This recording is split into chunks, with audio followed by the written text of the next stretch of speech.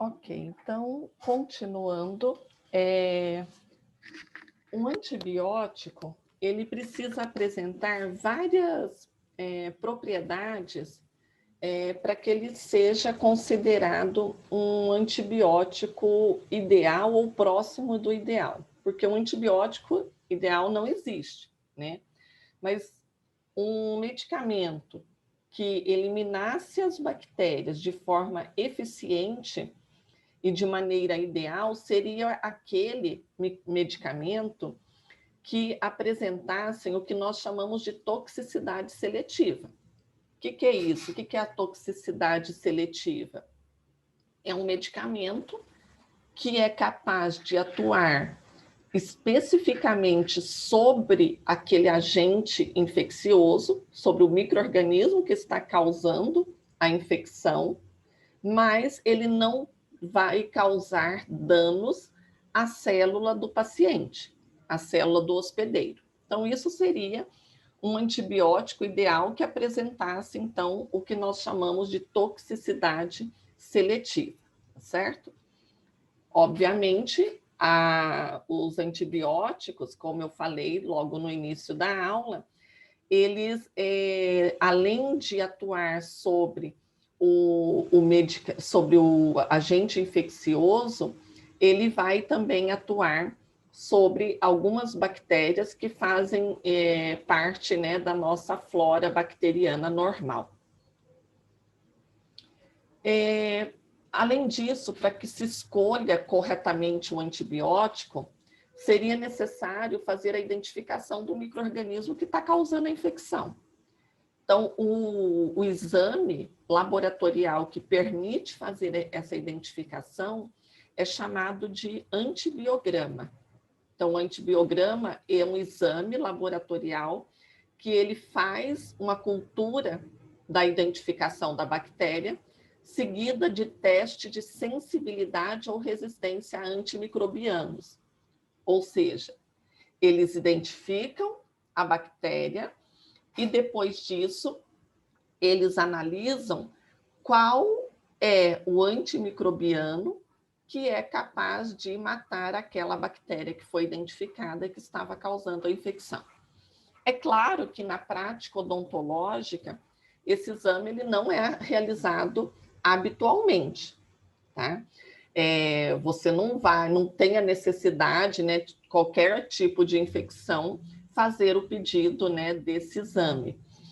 A não ser em casos, em 4 casos principais, né, quando o paciente apresenta disseminação da infecção, né, do processo por planos faciais profundos, quando ocorre a presença de sinais e sintomas de septicemia, na vigência de imunodepressão e no caso do uso, né, de antibióticos sem sucesso no combate à infecção.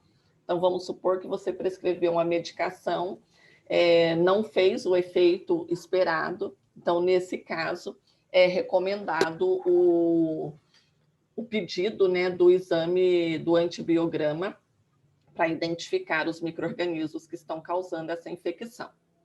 Nós temos 2 tipos de infecções, né, de maneira geral, na clínica, tá? Nós temos aquelas que são classificadas como específicas e não específicas. Uma infecção específica é quando esta doença ela apresenta uma evolução e sintomatologia bem definida. E elas são provocadas por uma espécie determinada de micro-organismo. Então, por exemplo, na tuberculose, ela é uma doença causada pelo Mycobacterium tuberculosis. A sífilis é causada pelo Treponema pallidum. E o herpes simplex, HSV, é o responsável pela herpes simples. Então, ou seja, são doenças infecciosas que elas apresentam tanto a sintomatologia delas, de cada uma delas, ela é bem definida, e também é um único micro-organismo que causa essa doença. Em odontologia, geralmente, nós temos infecções que são classificadas como não específicas, tá?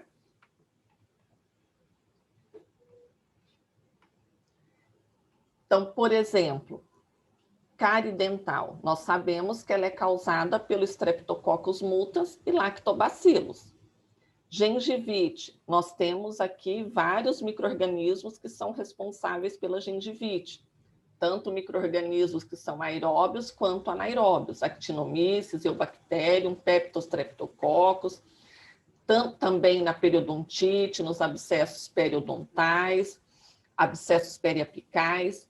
Ou seja, nós temos um conjunto de micro-organismos, tá? De origens diferentes, né? Que estão causando a doença. Então, por isso que nós falamos que na odontologia, as infecções odontológicas, elas são causadas, né, por micro-organismos de diferentes tipos, tá? Que causam uma única infecção. Então, essa é a principal diferença.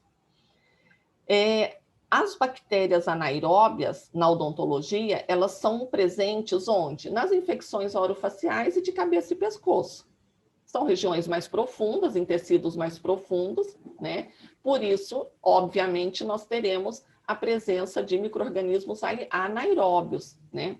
Eles predominam em lesões periodontais. Oi? Pois não. Estou te ouvindo, pode perguntar, por favor. Não, é porque estava travando. Ah, tá travando?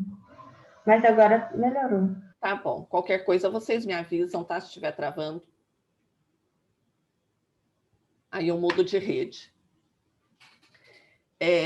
Então, nós temos bactérias anaeróbias que estão presentes nas infecções orofaciais de cabeça e pescoço e na maioria das lesões periodontais, pulpares e periapicais, assim como em abscessos orais.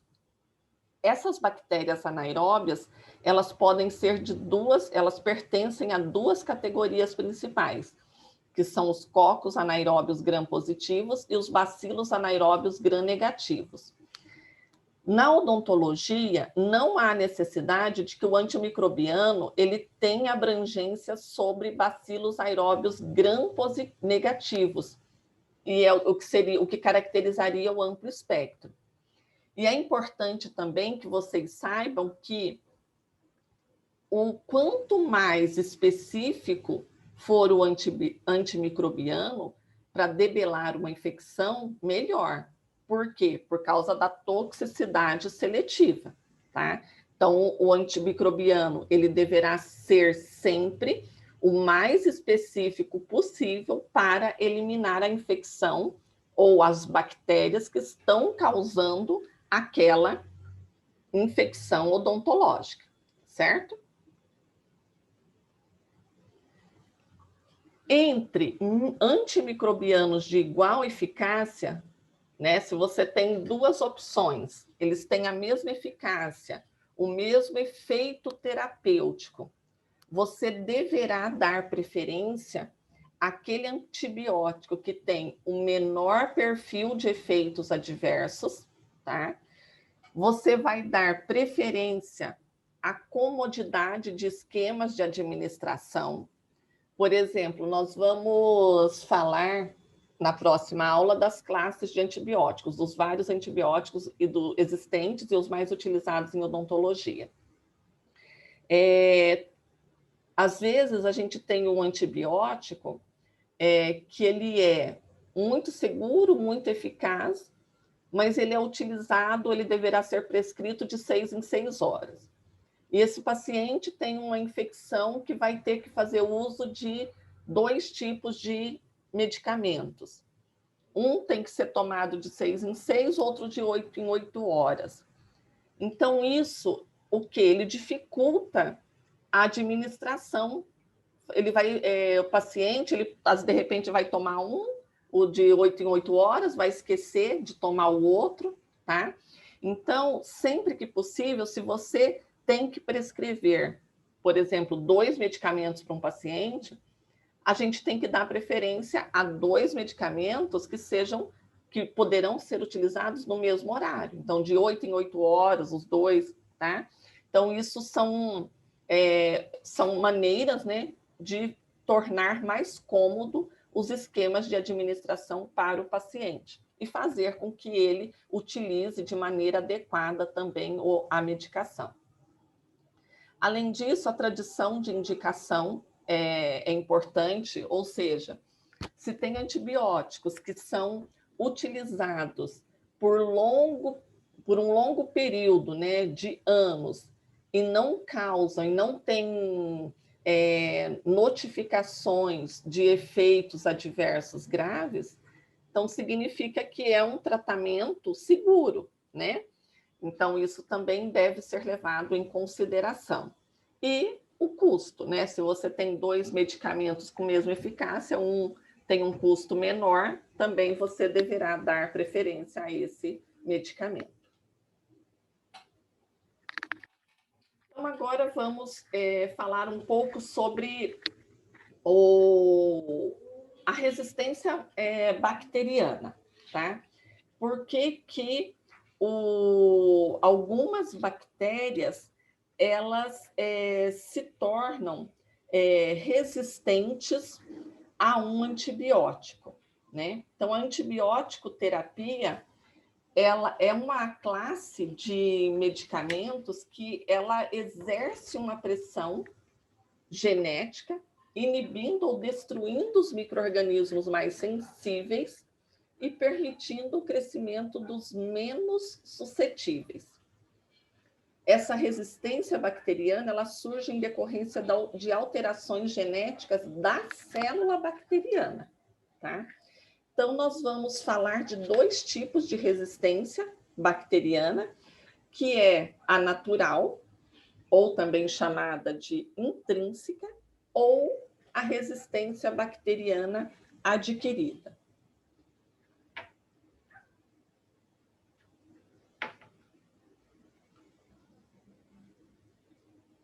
Então, quando eu falo que uma bactéria ela apresenta uma resistência bacteriana natural ou intrínseca, significa que aquele micro-organismo ele sempre foi resistente àquele antibiótico. Ou seja, não adianta eu utilizar penicilina G para tratar enterobactérias, porque essa classe aqui de bactérias, elas têm uma resistência natural a esses antibióticos. Não adianta utilizar a ampicilina e a amoxicilina para tratar a Klebsiella, porque elas também esses micro-organismos são resistentes a esses antibióticos. Por quê? Porque essas bactérias aqui, proteus, enterococcus, pediococcus, Klebsiella, enterobactérias, elas não possuem um processo metabólico, um local alvo que seja afetado pelo antibiótico. Porque nós veremos que os antibióticos, eles terão alvo de ação, eles terão um local, um alvo na bactéria em que eles possam exercer a sua ação antibacteriana. Então, ou vai ser a destruição da parede celular bacteriana, ou vai ser a inibição da síntese proteica, tá? Enfim, tem algum local do micro-organismo que é sensível àquele antibiótico.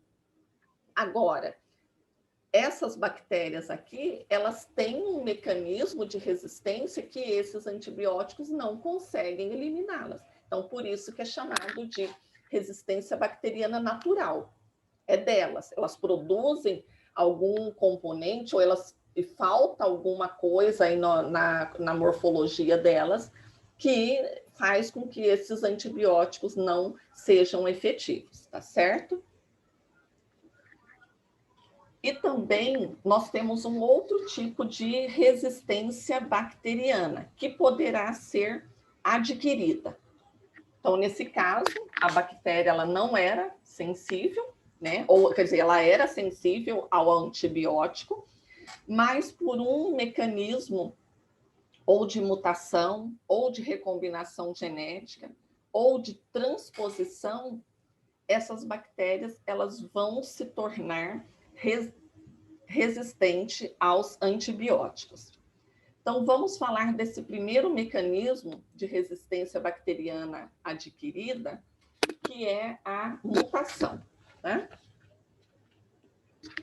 Então, a mutação que ocorre numa bactéria e que faz com que ela se torne resistência ao antimicrobiano, ela é uma alteração que vai ocorrer onde? Lá no cromossomo da bactéria.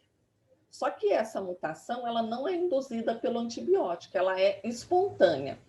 Mas a probabilidade dela ocorrer é muito baixa, de uma célula em cerca de 10 milhões durante a divisão celular. Então, a gente observa que é muito baixa. E, além disso, a mutação, ela não tem uma relevância clínica. Por quê?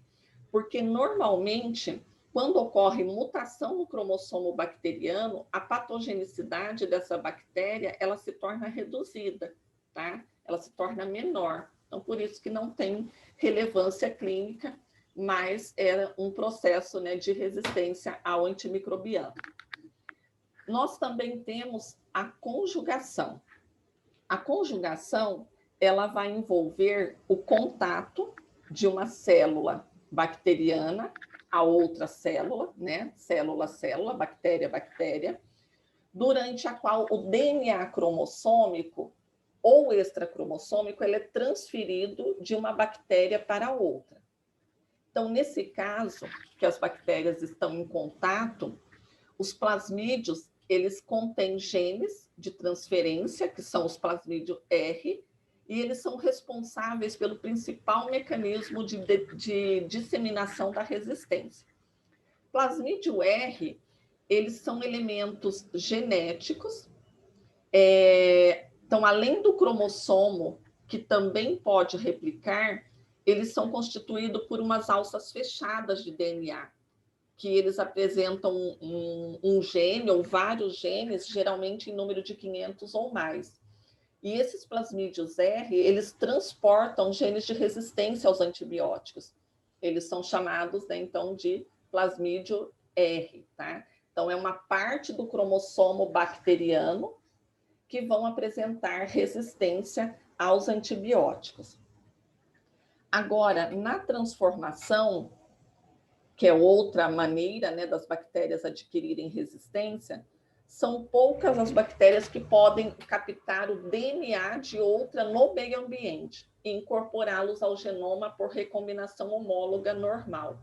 Esse aqui também não tem muita importância clínica por causa dessa dificuldade de captar, mas também pode ocorrer. Por isso que eu coloco aqui como um dos processos de recombinação.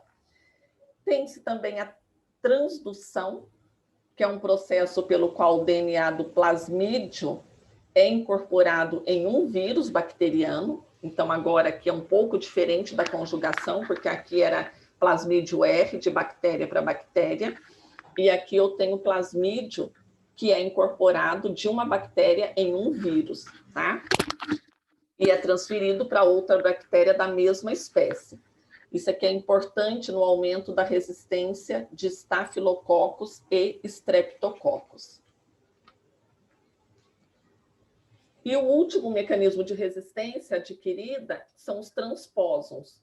Então, os transpósons, eles são segmentos de DNA que eles são transferidos ou transpostos de um plasmídio para o outro, e também do plasmídio para o cromossomo e vice-versa. Então, essa transferência, né, de plasmídios, elas podem transportar genes de resistência para uma nova espécie de bactéria. Então, observem que todas essas resistências, né, conjugação, transformação e transdução e os transpósons, elas ocorrem através de alterações no cromossomo da bactéria, tá? Essa resistência dessas populações bacterianas, então, elas podem ocorrer de pessoa para pessoa pelas bactérias, ou de bactéria para bactéria, como nós vimos, né, pelos plasmídios, ou dos plasmídios para plasmídios, né, ou cromossomo, como ocorre nos transpósons.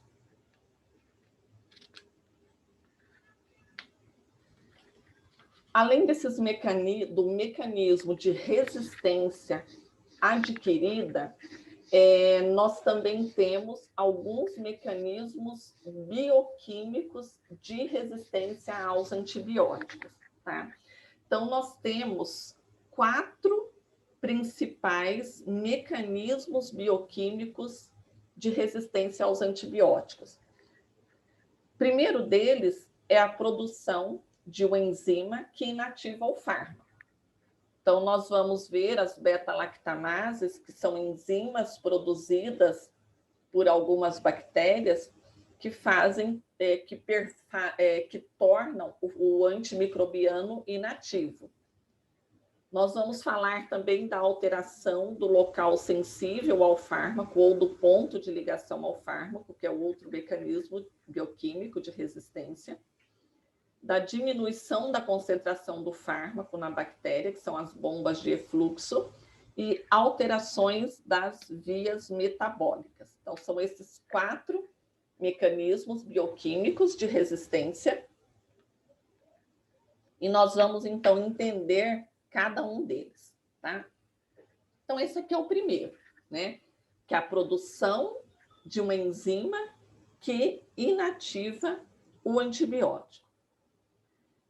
Então, primeiro, a gente tem que entender que as bactérias, elas podem conter genes que codificam a produção de enzimas.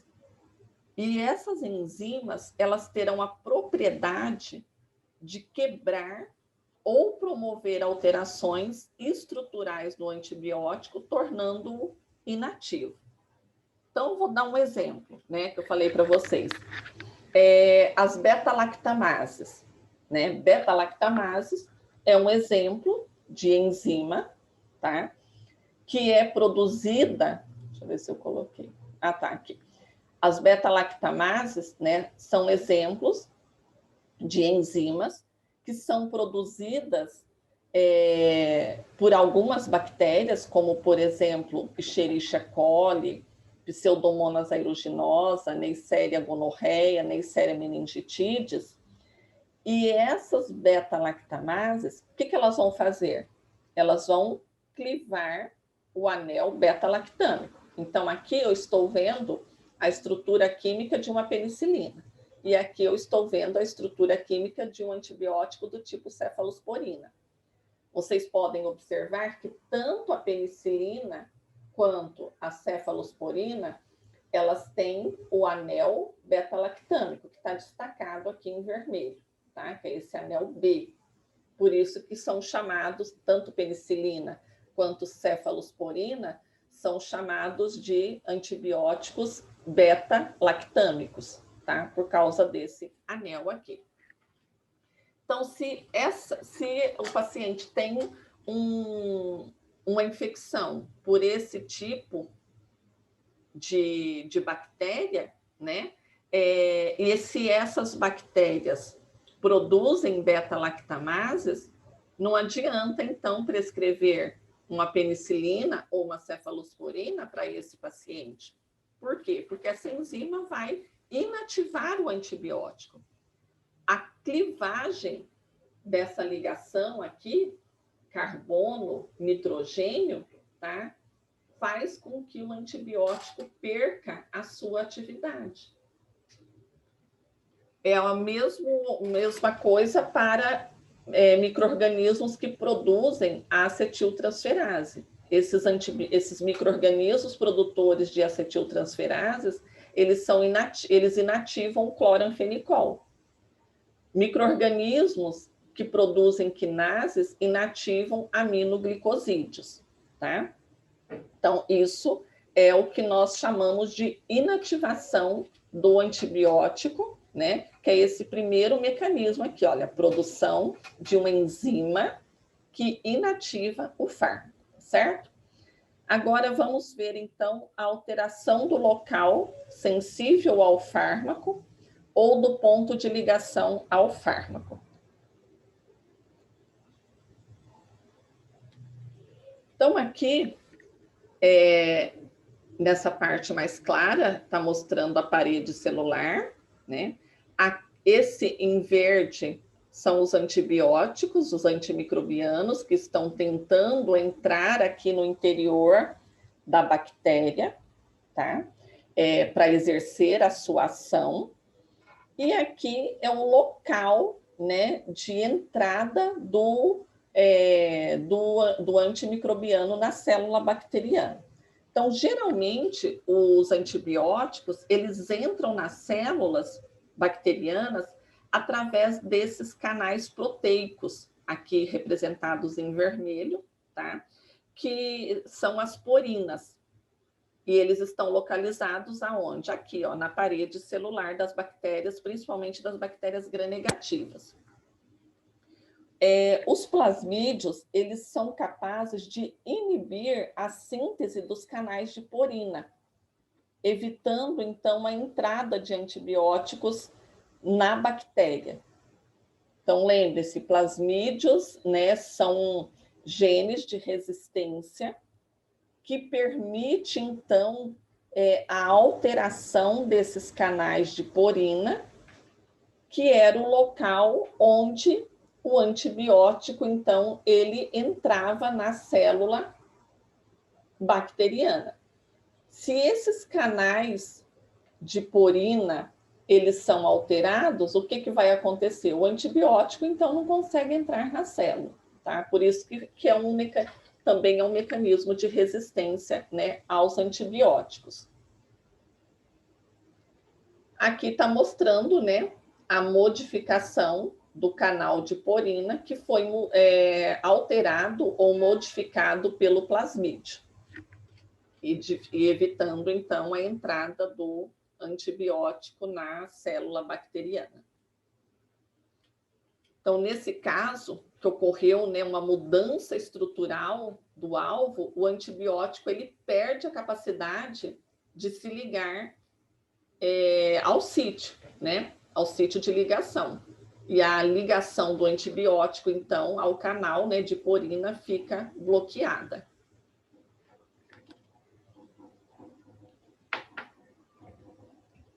O terceiro mecanismo de resistência bacteriana é o que nós chamamos de bomba de efluxo.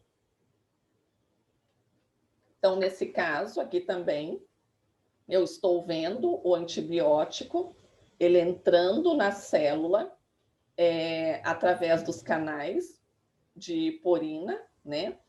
E nesse caso, quando o antibiótico ele chega a entrar na célula, mas algumas bactérias elas produzem proteínas que funcionam como bombas excretoras. Então, essas bombas excretoras, o que elas vão fazer? Elas vão lançar o antibiótico para fora da célula bacteriana e as bactérias, então, não serão afetadas por esse antimicrobiano. É o caso, por exemplo, que ocorre com algumas tetraciclinas, quinolonas e macrolídeos. E o quarto mecanismo de alteração bioquímica de resistência das bactérias é o que nós chamamos de alteração das vias enzimáticas bacterianas. Então, para a gente entender esse mecanismo, a gente tem que lembrar que, para que a bactéria sobreviva, ela precisa promover a sua síntese de DNA. Então, as bactérias, elas produzem, as bactérias, elas realizam, né, a síntese de ácidos nucleicos, elas precisam da ação de duas enzimas.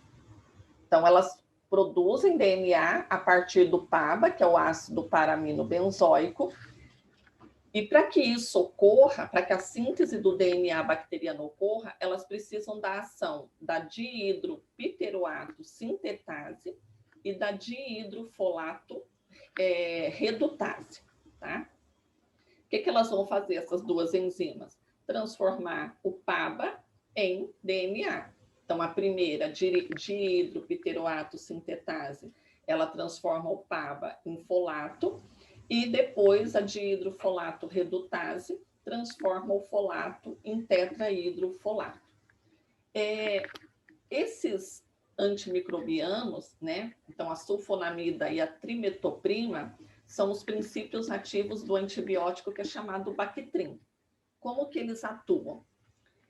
O Bactrim, ele é composto, né, desses dois princípios ativos, desses dois fármacos, né?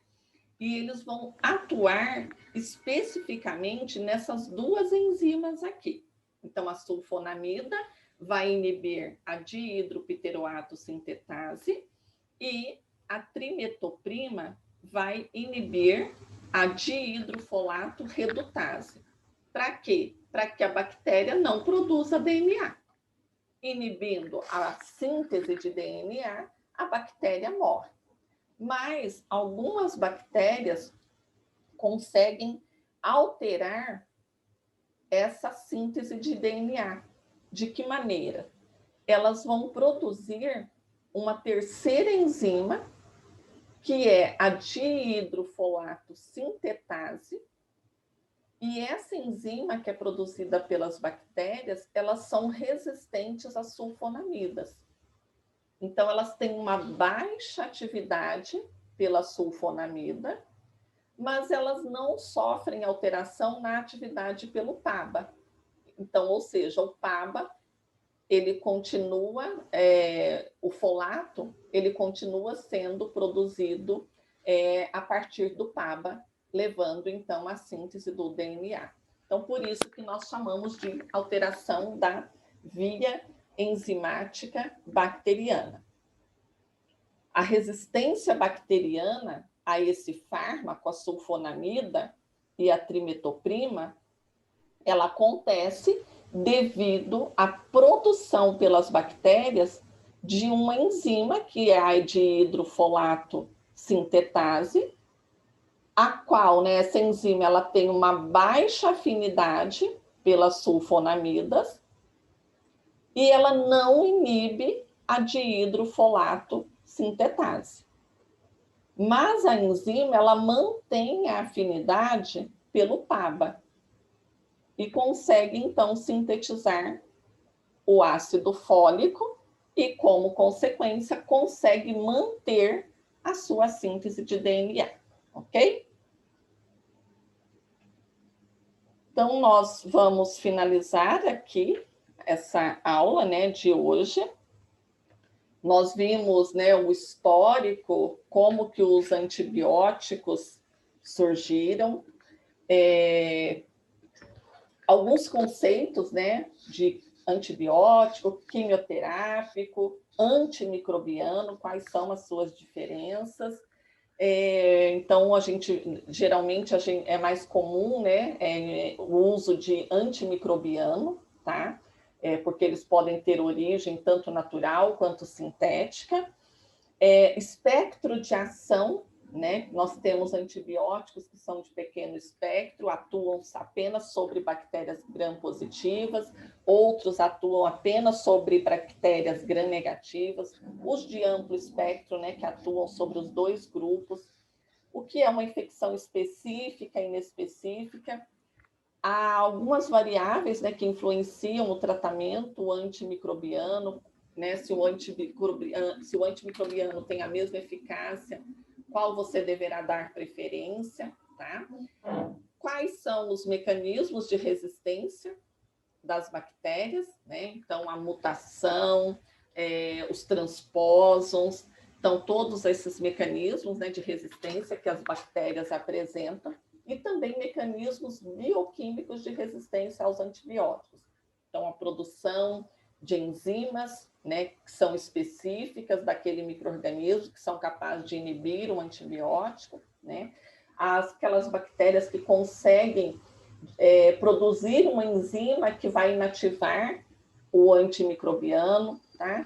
Bombas, né, de efluxo, então todos esses são alguns mecanismos, né, de resistência aos antibióticos.